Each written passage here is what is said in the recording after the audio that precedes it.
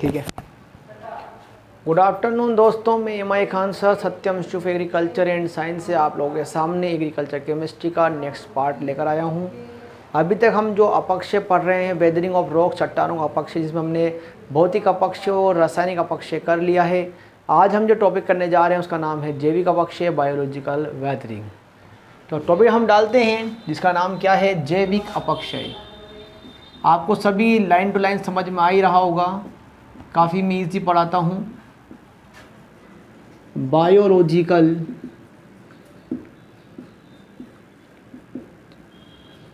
Weathering, WEATHERING, biological weathering. तो होता क्या है, बायोलॉजिकल में तीन चीज़ें आती है, मनुष्य, जीव जंतु, पेड़ पौधे और सूक्ष्म जीव। तो मनुष्य, जीव जंतु व पेड़ पौधे व सूक्ष्म जीवों के द्वारा चट्टानों का किया जाने वाला अपक्षय जैविक अपक्षय कहे जाते हैं। क्या कहा मैंने, मनुष्य व जीव जंतु, पेड़ पौधे व सूक्ष्म जीवों के द्वारा किया जाने वाला चट्टानी अपक्षय जैविक अपक्षय कहलाता है। तो लिखना है इसके अंदर परिभाषा, मनुष्य एवं जीव जंतु, मनुष्य एवं या वर्ग देना जीव जंतु कोमा पेड़ पौधों व सूक्ष्म जीवाणुओं द्वारा चट्टानों के विखंडन की प्रक्रिया को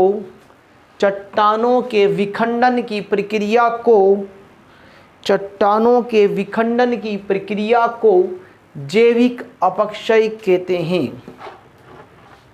जैविक अपक्षय कहते हैं।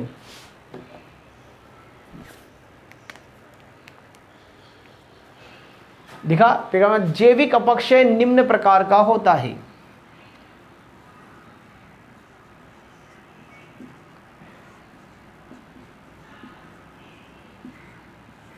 पहला है मनुष्य व जानवर का प्रभाव, इंग्लिश में बोलते हैं human and animals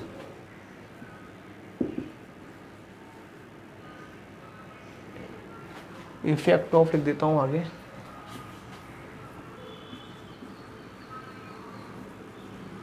effect of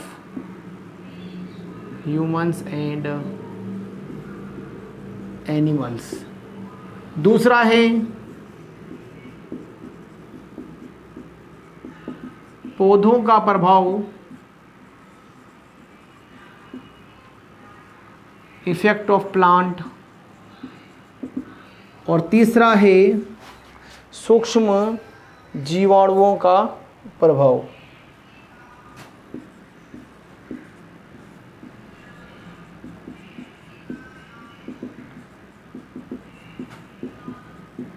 effect of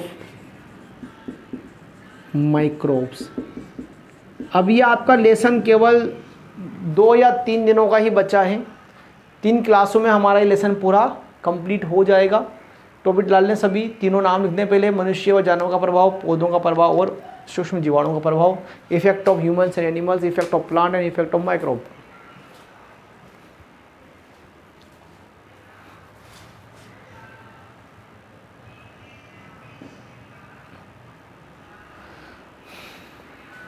चलें,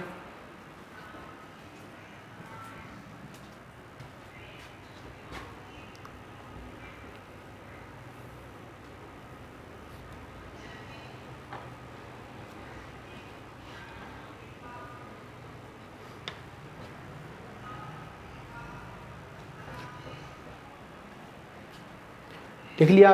पहला हम टॉपिक पढ़ेंगे इसमें, effect of man and human animal. देखेंगे सभी, यहाँ पर देखें सभी आप, मनुष्य, देखो मनुष्य अपने विकास के लिए, अपने डेवलपमेंट के लिए कैसे करेगा, रेल, सड़क, बांध, इनका निर्माण करता है कि नहीं करता है? करेगा ना, है ना। नदी के पानी को रोकने के लिए बांध बनाएगा। इन सबको करने के लिए उसको रास्ते में जो पहाड़ आ रहे हैं, चट्टान आ रहे हैं, उसको तोड़ना पड़ेगा, उसको चट्टानों को चूर्णित करना पड़ेगा। चट्टानों को तोड़ना व चूर्णित करना पड़ता है। चट्टानों पक्षी हो गया, जानवर जैसे मानो चिड़िया, चींटियाँ चट्टानों में छिद्र कर देती है, चट्टानें कमज़ोर पड़ जाएंगी। क्या कर देंगी? चट्टानों को छिद्रित कर देती हैं, जिससे क्या हो जाती हैं? वो कमज़ोर हो जाएंगी और बाद में विखंडित हो जाती हैं। बात समझ में आ गई सभी के? तो लिखना है इसके अंदर, मनुष्य स्वयं के विकास के लिए, मनुष्य स्वयं के विकास के लिए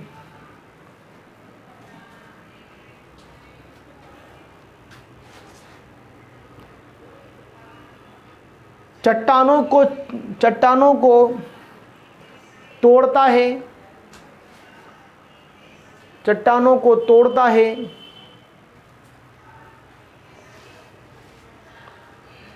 जिससे कि चट्टानों के छोटे छोटे टुकड़े, जिससे कि चट्टानें छोटे छोटे टुकड़ों में, जिससे कि चट्टानें छोटे छोटे टुकड़ों में विखंडित हो जाती है।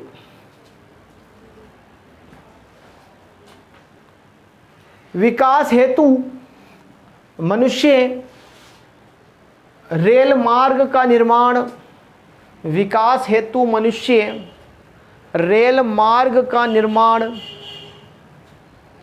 कोमा सड़क का निर्माण, कोमा नदी के पानी को रोकने के लिए बांध का निर्माण आदि करता है। नदी के पानी को रोकने के लिए बांध का निर्माण आदि करता है। इसी प्रकार चिड़िया, चींटियाँ, कीड़े, इसी प्रकार चिड़िया, चींटियाँ, कीड़े आदि चट्टानों में छिद्र बना लेते हैं, चट्टानों में छिद्र बना लेते हैं, जिससे कि चट्टानें कमज़ोर होकर विखंडित हो जाती हैं, जिससे कि चट्टानें कमज़ोर होकर विखंडित हो जाती हैं, जिससे कि चट्टानें कमज़ोर होकर विखंडित हो जाती हैं। तो ये हमारा पहला टॉपिक खत्म होता है। दूसरा आएगा पौधों का प्रभाव या effect of plant. Number second, पौधों का प्रभाव या इफेक्ट ऑफ प्लांट, पौधों का प्रभाव या इफेक्ट ऑफ प्लांट। देखो आप सभी जानते हैं जो पौधे होती हैं इनकी जड़ें काफ़ी गहराई तक जाती है, ठीक है। गहराई में जाएगी, चट्टानों में प्रवेश करेगी, चट्टानों में प्रवेश करेगी, चट्टानों पे दाब लगेगा और दाब की वजह चट्टानें कमज़ोर होगी, धीरे धीरे वो दाब प्रेशर को तोड़ देगा और चट्टान वहाँ से क्या हो जाएगी? विखंडित हो जाएगी। इसके अलावा पौधों की जो जड़ें होती है ना, ये बनाती है कार्बनिक अम्ल H2CO3। कार्बनिक अम्ल क्या होता है? विषय काफ़ी एसिडिक होता है, तो वो धीरे धीरे चट्टानों की सतह पे जमेगा, चट्टानों को कमज़ोर करेगा। चट्टान उसके बाद दबाव के कारण जैसे ही पड़ेगा तो वो भी टूट जाएगी और विखंडित हो जाएगी। दो बातें हो गई। पौधे की जड़ें जब विकास करती है तो चट्टानों पर दबाव बनाती है, धीरे धीरे दबाव बढ़ता है, चट्टान टूट जाती है। दूसरा, पौधों की जड़ों से क्या निकलता है? कार्बनिक अम्ल, जो चट्टानों को कमज़ोर कर देता है और चट्टानें दुर्बल पड़कर टूट जाती है। तो लिखना इसमें पौधों प्रभाव में, पौधों की जड़ें,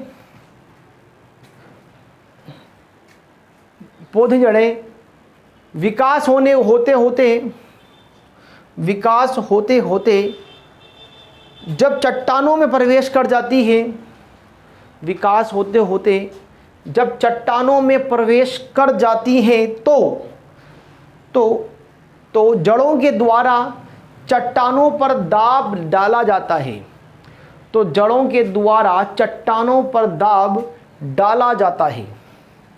तो जड़ों के द्वारा चट्टानों पर दाब डाला जाता है, जिससे कि चट्टाने में दरारें पड़ने लगती है, जिससे कि चट्टानों पर दरारें पड़ने लगती हैं और वह टूटकर विखंडित हो जाती हैं, और वह टूटकर विखंडित हो जाती है, और वह टूटकर विखंडित हो जाती है। लिखा।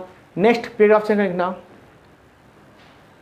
चट्टानों की दरारों द्वारा चट्टानों की दरारों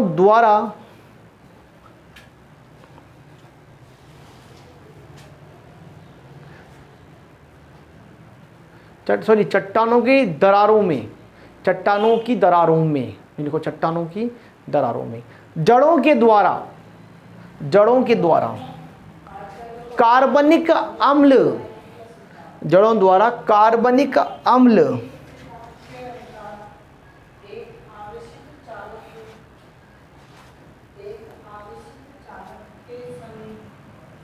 अम्ल छोड़ा जाता है, जिससे कि चट्टानें आसानी से विघटित हो जाती हैं,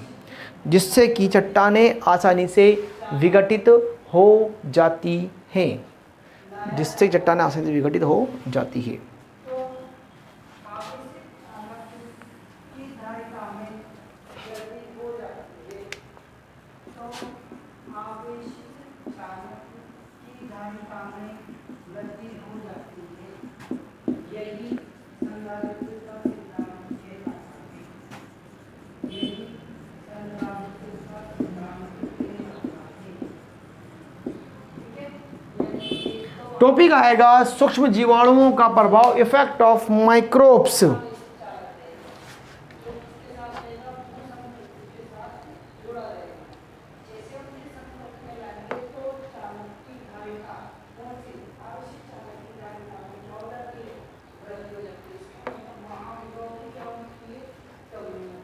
देखो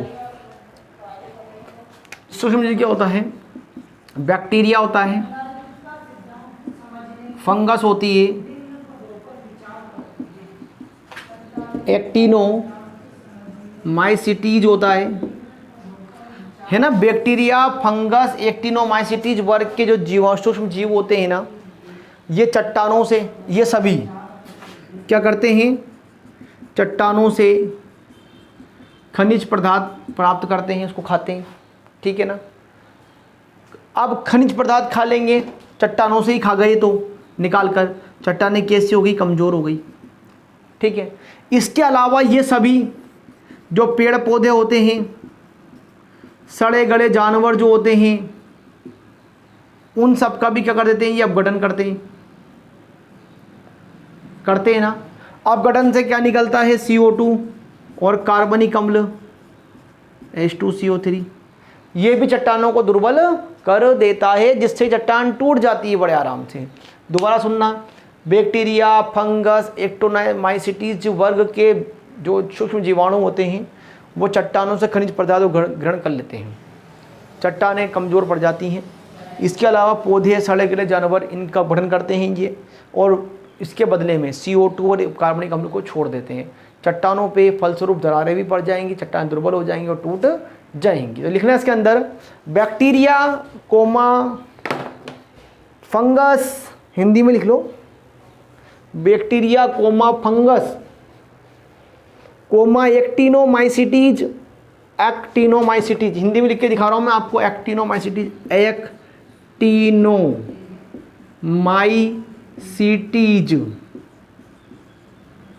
एक्टिनोमाइसिटीज है ना। सिटीज, सा के बड़ी छोटी की मात्रा है, सिटीज, ये मात्रा ठीक कर लेना। एक्टिनोमाइसिटीज लिख लिया। आदि वर्ग के सूक्ष्म जीव, आदि वर्ग के सूक्ष्म जीव चट्टानों और खनिजों से पोषक पदार्थ या पोषक तत्व प्राप्त करते हैं।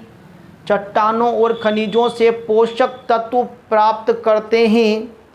चट्टानों और खनिजों से पोषक तत्व प्राप्त करते हैं, जिससे कि चट्टानें कमज़ोर हो जाती हैं। इसके अलावा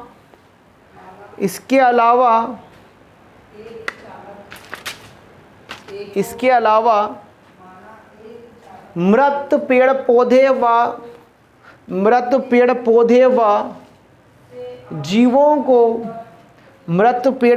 व जीवों को सड़ा गलाकर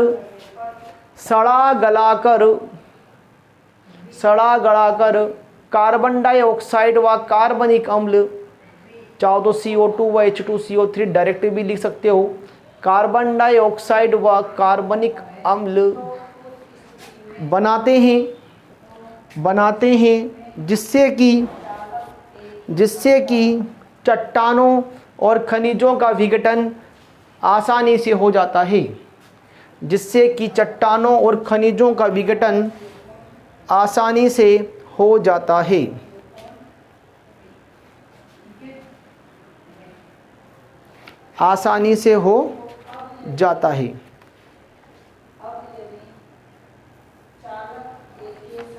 ठीक है, अब हमारा यहाँ पर ये अपक्षय वाला टॉपिक खत्म होता है, वेदरिंग कंप्लीट होता है। टॉपिक पढ़ेंगे अपक्षय को प्रभावित करने वाले कारक, है ना। हमारे लेसन का नाम क्या याद होगा आपको? Soil, mineral, weathering of rocks और सोइल फॉर्मेशन। या सुन ले, लेसन नाम क्या है? Soil, mineral, weathering of rocks और लास्ट हमारा क्या है? Soil formation. हम सोइल पढ़ चुके हैं, मिनरल पढ़ चुके हैं, वेदरिंग ऑफ रॉक्स का लास्ट टॉपिक आएगा अब क्या? अपक्षय को प्रभावित करने वाले कारक, factor affecting of weathering of rocks. अपक्षय को प्रभावित करने वाले कारक, factor affecting of the weathering, factor मतलब कारक, फैक्टर अफेक्टिंग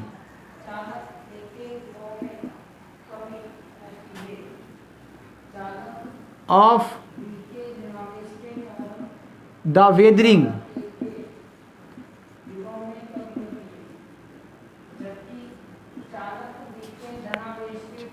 THE, है ना, वेदरिंग। तो यह हमारा लास्ट टॉपिक चल रहा है वेदरिंग ऑफ रॉक्स का। फिर हम कल स्टार्ट करेंगे सोइल फॉर्मेशन, जो चैप्टर का लास्ट टॉपिक है। तो 3 कारक हैं जो अपक्षय प्रभावित करते हैं: जलवायु कारक, भौतिक गुण और रासायनिक एवं संरचनात्मक गुण। 3 कारक करते हैं, कौन कौन से? जलवायवीय कारक, दूसरा भौतिक कारक फिजिकली, और तीसरा है रासायनिक एवं संरचनात्मक गुण। रासायनिक एवं संरचनात्मक गुण। जलवायु को जलवायु इंग्लिश में बोलते हैं क्लाइमेट, है ना। कारक को बोलते हैं factor, climatic factor, climatic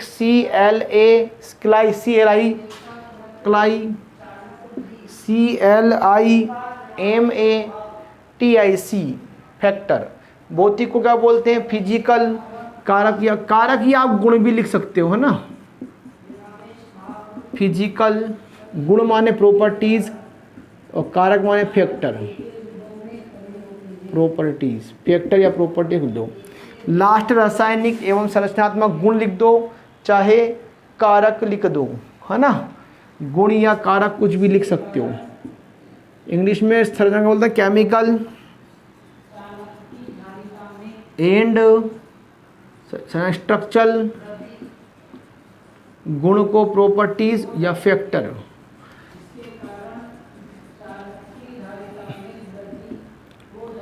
properties या फैक्टर, ठीक है ना।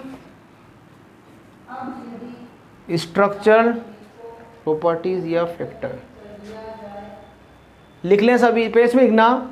खनिजों के अपक्षय को निम्न कारक प्रभावित करते हैं। खनिजों के अपक्षय को निम्न कारक प्रभावित करते हैं। नाम लिखेंगे तीनों: जलवायु कारक, भौतिक कारक या गुण, तीसरा रासायनिक कारक एवं संरचनात्मक गुण या कारक। नाम लिख लो सभी जल्दी से।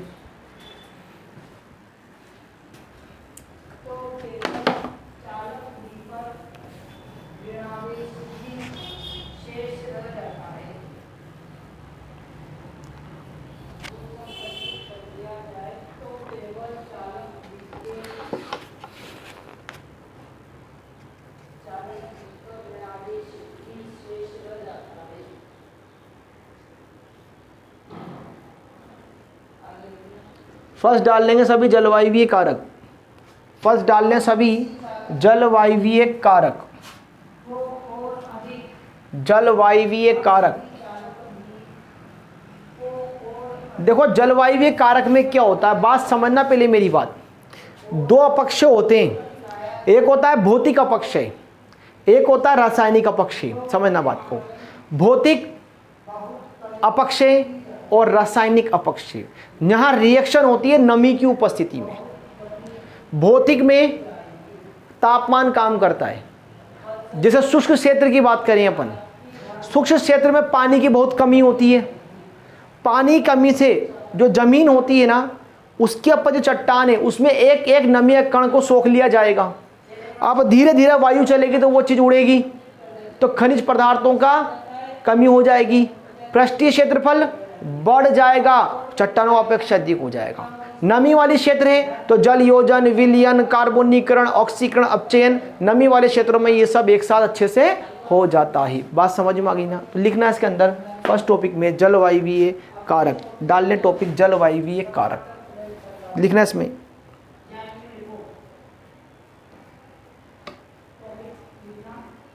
लिखना इसके अंतर्गत भौतिक एवं रासायनिक अपक्षय होता है। इसके अंतर्गत भौतिक एवं रासायनिक अपक्षय होता है। इसके अंतर्गत भौतिक एवं रासायनिक अपक्षय होता है। भौतिक एवं रासायनिक अपक्षय होता है। अपक्षय होता है, होता है। लिखा। नेक्स्ट एरो लगाना और लिखना शुष्क अवस्था में, शुष्क अवस्था में, अवस्था या दशाओं में, कंडीशन, शुष्क अवस्था या दशाओं में, दशाओं में भौतिक अपक्षय अधिक होता है। भौतिक अपक्षय अधिक होता है क्योंकि शुष्क अवस्था या दशाओं में भौतिक अपक्षय अधिक होता है क्योंकि जल की कमी के कारण, क्योंकि जल की कमी के कारण खनिजों का आकार घट जाता है। क्योंकि जल की कमी के कारण खनिजों का आकार घट जाता है और पृष्ठीय क्षेत्रफल बढ़ जाता है, और पृष्ठीय क्षेत्रफल बढ़ जाता है, बढ़ जाता है, जिससे कि अपक्षय अधिक होता है, जिससे कि अपक्षय अधिक होता है। नेक्स्ट लगाना, जबकि नमी की अधिकता होने पर रासायनिक अपक्षय अधिक होता है। रासायनिक अपक्षय अधिक होता है और रासायनिक अपक्षय अधिक होता है। और जल अपघटन कोमा जल योजन, जल अपघटन कोमा जल योजन कोमा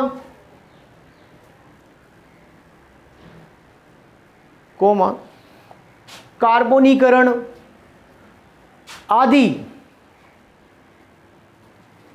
क्रियाएं होती है।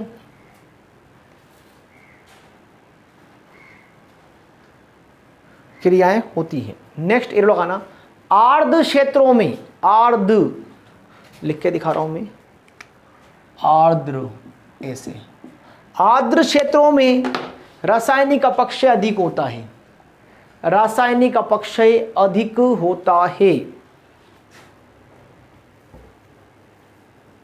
अगला आएगा नंबर दूसरा, भौतिक कारक या गुण, फिजिकल प्रॉपर्टीज या फैक्टर।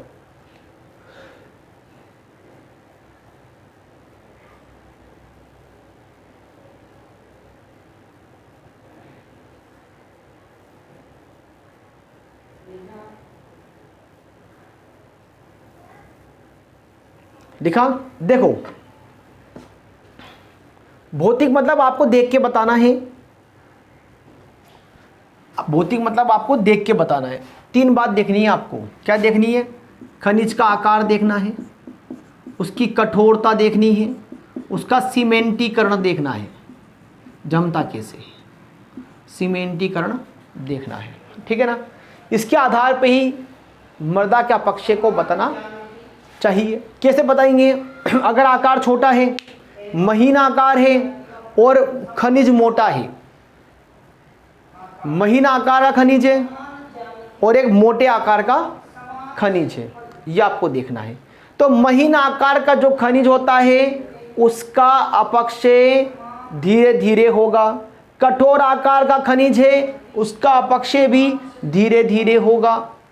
लेकिन खनिज का आकार बड़ा है, कठोर कम है, तो उसका अपक्षय ज़्यादा होगा। जैसे क्वार्टजाइट, उसका अपक्षय काफ़ी धीरे धीरे होता है। क्वार्टजाइट, किसका?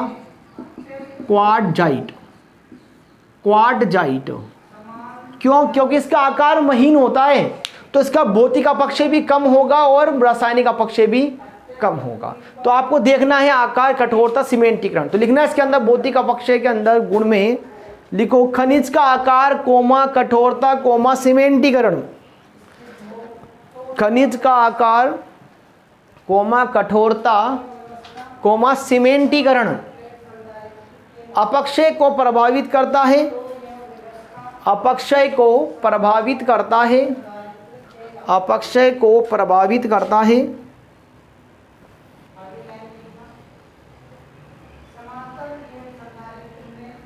होता है। नेक्स्ट ये लोग आना, महीन आकार के, सॉरी मैंने उल्टा बोल देता, महीन आकार का जल्दी कराना है और मोटे आकार का कम कराना है, ठीक है ना। महीन आकार के खनिजों का अपक्षय अधिक होता है व मोटे आकार के खनिजों का अपक्षय मंद धीरे होता है। लिखना महीन आकार के खनिजों का अपक्षय, महीन आकार के खनिजों का अपक्षय अधिक होता है जबकि मोटे आकार के खनिजों का अपक्षय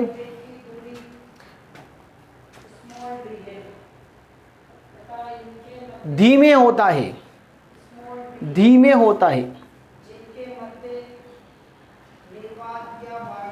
अब ये क्वार्टजाइट है ना, ये कठोर है, आकार भी बड़ा है, तो इसका अपक्षय कम होगा, भौतिक रासायनिक भी कम होगा। तो अब लिखना उदाहरण, देखो क्वार्टजाइट एक मोटा व कठोर खनिज है, क्वार्टजाइट एक मोटा व कठोर खनिज है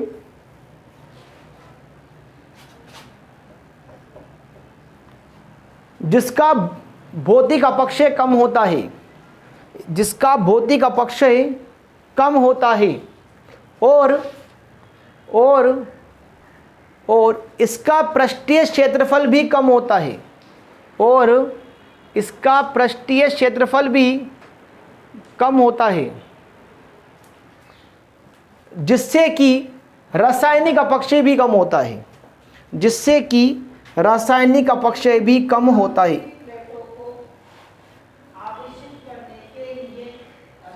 और लास्ट है हमारा टॉपिक क्या? रासायनिक एवं संरचनात्मक गुण या कारक। डाल लें लास्ट टॉपिक।